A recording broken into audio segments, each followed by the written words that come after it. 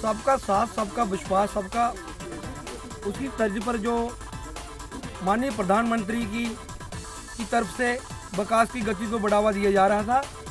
आज इसी सिलसिले में अरनिया में ब्लैक टॉपिंग का काम शुरू किया गया है। हमारे साथ म्यूनसिपल कमेटी के अरनिया के चेयरमैन श्री श्यामलाल जी और कारपोरेटर रमन कुमार जी, हमारे संगठन की तरफ से मंडल प्रधान श्री देवेंद्र सिंह जी, हमारे एससी मोर्चा की तरफ से वाइस प्रेसिडेंट श्री जंग बहादुर सिंह, नवीन सैनी जी और हमारे पार्टी के कार्यकर्ता सभी ने मिलकर जहां पे एक इनॉग्रेशन की है। और हम सभी पार्टी के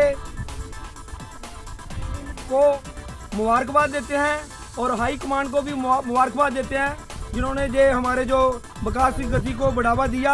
आज विकास को बढ़ावा देने के लिए माननीय प्रधानमंत्री नरेंद्र भाई मोदी का दिल से हम धन्यवाद करते हैं। और जो एजेंसी जो ब्लैक टॉपिंग कर रही है आरएनबी, उनका भी हम दिल से शुक्रिया अदा करते हैं। और जहां के रिटर्निंग जेई श्री पुरुषोत्तम लाल जी, उनका भी हम दिल से धन्यवाद करते हैं और सभी के हमारे क्षेत्र के लोगों को मुबारकबाद देते हैं। धन्यवाद।